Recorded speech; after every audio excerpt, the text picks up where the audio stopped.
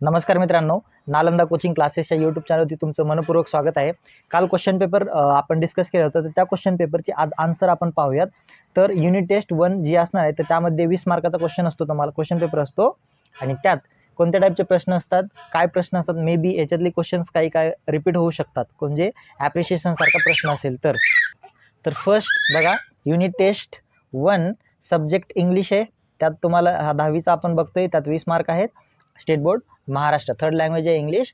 तर बघा पुढे येतो तुमचं फर्स्ट क्वेश्चन जो आहे तो, किंवा सेक्शन फर्स्ट. त्यात सेक्शन फर्स्टमध्ये लँग्वेज स्टडी हा जो सेक्शन आहे, तर तो 5 मार्काला विचारला जाऊ शकतो. त्यात question number 1 do as directed आहे. त्यात पहिला complete the following words by using correct letters, 1 मार्कासाठी असेल. तर इथं यस डॅश ART असा शब्द दिलेला आहे ना, तर इथं काय येणार उत्तर याचं, तर SMART म्हणजे यम या ठिकाणी तुमचं उत्तर असेल. पुढं F इथं डॅश दिलेलं आहे, म्हणजे इथं डॅशच्या जागी काय येईल, FLIGHT फ्लाईट असं याचं उत्तर येईल. बरोबर आहे. पुढचा क्वेश्चन नंबर 2, तर तो put the following words in alphabetical order. आता अल्फाबेटिकल ऑर्डरने जर तुम्हाला सॉल्व करायचं असेल, तर पहिल्यांदा फर्स्ट लेटर चेक करायचं.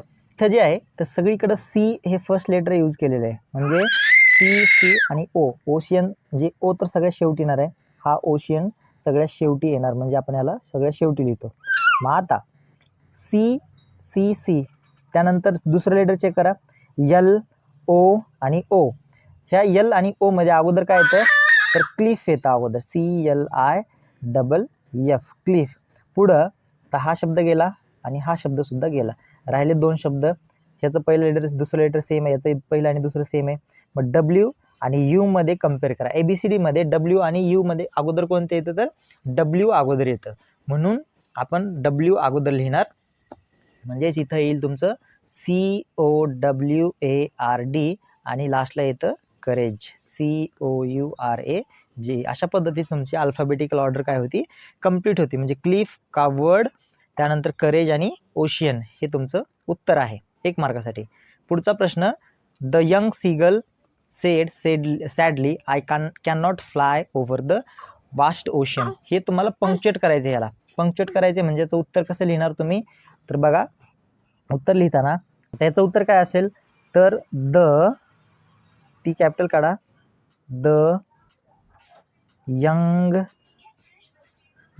Bird sed sadly, SADLY sadly, comma inverted comma start. हे जे आय आहे तर हे कॅपिटल पाहिजे. आय कॅन नॉटचं काय करा तुम्ही, एकतर कांट करा किंवा कॅन नॉट करा. Can not fly over the vast ocean, हे तुमचं करेक्ट उत्तर आहे. आणि हे डबल इनवर्टेड कॉमामध्ये आलं पाहिजे.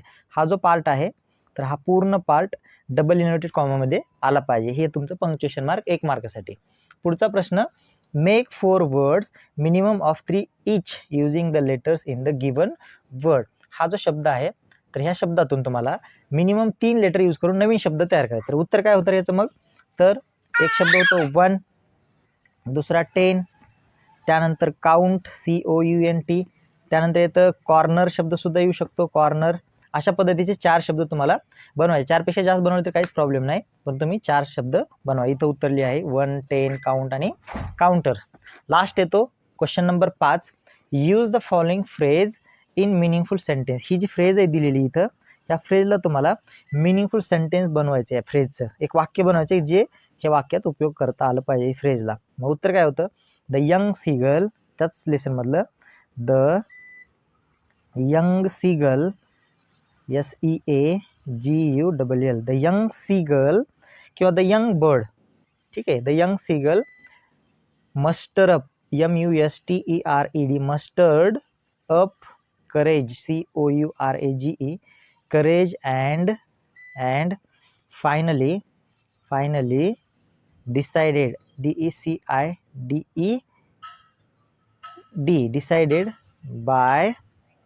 Decided to fly, FLY. काय होतं, the young seagull mustered up courage and finally decided to fly. To आहे इथं, टू फ्लाय.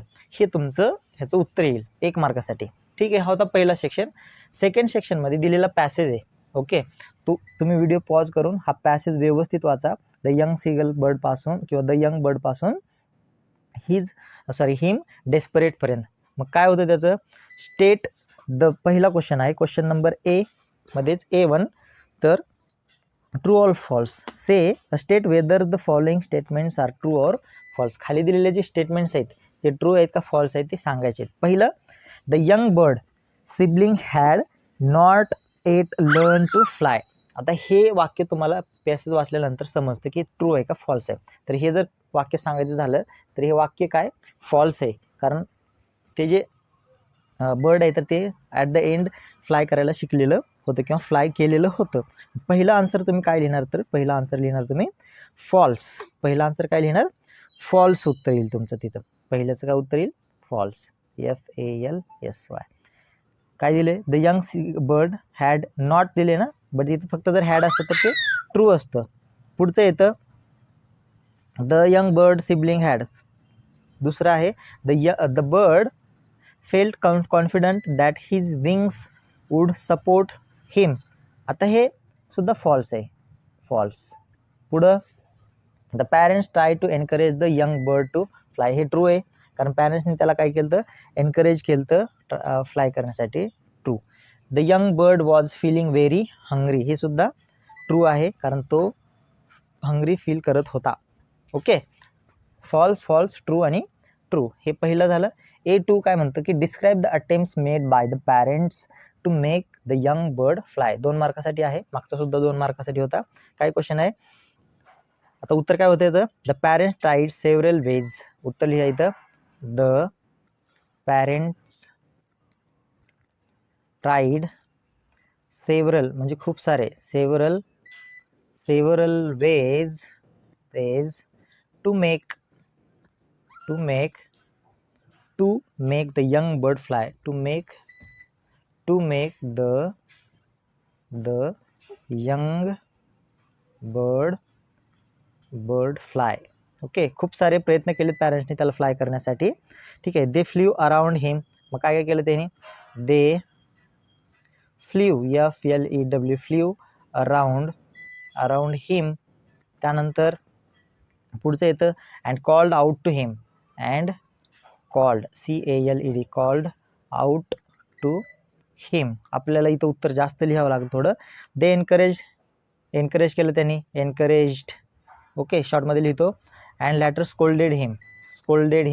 तुम्ही पॅसेजमध्ये बघून हे उत्तर लिहू शकता. स्कोल्डेड हिम, त्याला वॉर्निंग दिली त्यांनी, वॉर्न हिम, त्याला वॉर्निंग सुद्धा दिलेली त्यांनी. अशा टाईपचं तुम्ही उत्तर लिहू शकता. ठीक आहे, आता ओकॅब्युलरी क्वेश्चन नंबर 3 जो आहे, तर find the words from the passage that mean the following. ह्या अर्थाचे लाईन वर्ड तुम्हाला पॅसेजमध्ये शोधायचं आहे. पहिला काय तो, steep rock face or edge. ह्याला आपण म्हणतो क्लिफ ह्या शब्दाचा अर्थ आहे. पुढं व्हेरी स्मॉल पीस ऑफ फूडला काय येतं, मोर्सल, MORSEL. त्यानंतर आहे large continuous area of surface, तर ह्याला म्हणतो एक्सपान्स. आणि पुढं आहे hapless or in great need. Hopeless आहे ते, hopeless and in great need. ह्याला म्हणतो आपण डेस्परेट, DESPERATE, डेस्परेट. हे होतं तुमचं वोकॅब्युलरीमध्ये. तर क्वेश्चन नंबर 4 आहे डू ॲज डायरेक्टेड. त्यात ग्रामरचं पहिलं, choose the correct question tag. The young bird stood alone on the edge of the steep cliff. वाक्य जशाच तसं लिहायचं, इथं कॉमा द्यायचा. मग आता क्वेश्चन टॅग कसा करायचा ह्याच्यावरती ऑलरेडी एक डिटेल व्हिडिओ बनवला आहे, तर तो व्हिडिओ लाईव्ह आहे, तो बघा, मग तुम्हाला समजेल. तर याचं उत्तर येतं बघा, द यंग बर्ड. हे इथं सब्जेक्ट आहे, सब्जेक्टला आपण प्रोनाउन यूज करतो. ह्याच्यात हेल्पिंग वर्ब नाही, म्हणजे हे सिम्पल पास्ट टेन्सचं वाक्य आहे. ओके, सेकंड फॉर्म आहे स्टँडचं. स्टूड हे इथं सेकंड फॉर्म दिलेला आहे, म्हणून आपण ह्याचं क्वेश्चन टॅग करत असताना आपल्याला सेकंड फॉर्म म्हणजेच पास्ट टेन्समधलं हेल्पिंग वर्ब यूज करावं लागतं, डिड. आणि ह्याचं कॉन्ट्रॅक्शन होतं डिडंट. आणि द यंग बर्ड हे आहे मेल कॅन्डिडेट, म्हणून आपण त्याला ही लिहितो आणि शेवटी क्वेश्चन मार्क देतो. मग काय होतं, डिडंट ही ह्या प्रश्नाचं उत्तर येईल. Last, his parents had flown around him. Tense identify करायचं. टेन्स कोणता टेन्स याच्यात सांगायचे तुम्हाला. तर याच्यात टेन्स येईल हिज पॅरेंट्स हॅड आलेलं आहे ना, म्हणून हे येतं past perfect tense example. Past perfect tense. Past. Have you ever been afraid to try something new, how did you overcome your fear. म्हणजे तुम्ही एखाद्या सिच्युएशनमध्ये किंवा डिफिकल्ट सिच्युएशनमधून अडकलेला आहे, तर तुम्हाला भीती वाटली का आणि त्याच्यातून तुम्ही कसं बाहेर निघाला हे तुम्हाला तुमच्या मनानं लिहायचे. पर्सनल रिस्पॉन्स आहे, तुमचे थॉट्स त्याच्यात शेअर करायचे. थर्ड सेक्शन आहे पोएट्रीचा. त्यात read the given poem or extract stanza and write and appreciation. काय आहे टायटल इथं तुम्ही teenagers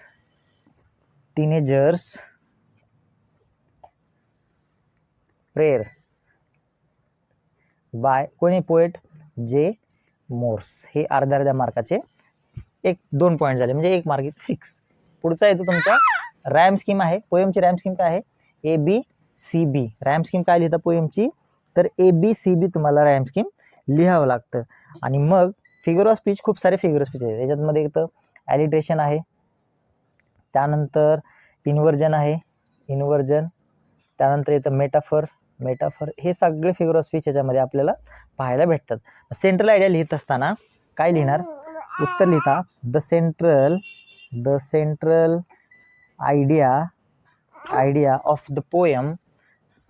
idea of the poem is that the teenager desire to be more.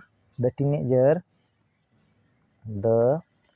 teenager desire to be more successful in life, and he or she want to get help from God.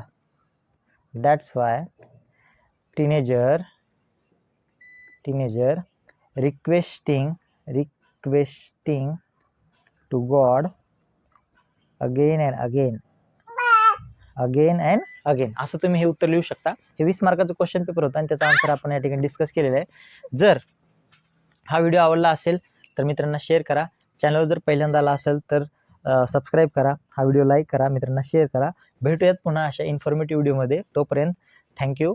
Bye bye.